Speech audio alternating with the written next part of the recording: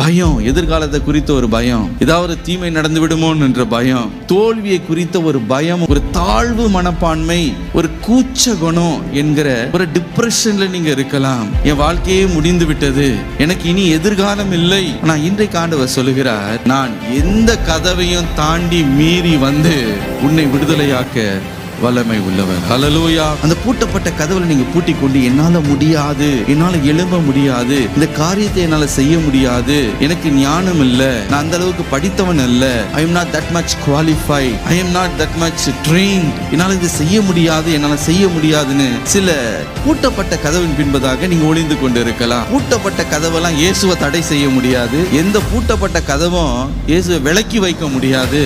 அவர் எல்லாவற்றையும் மீறி உன்னை வந்து சந்தித்து உன்னை விடுதலையாக்க அவர் வல்லமை உள்ளவர். ஹல்லேலூயா. இன்றைக்கு என்ன எப்படிப்பட்ட பூட்டப்பட்ட கதவின் பின்பதாக நீ முடங்கி கிடந்தாலும்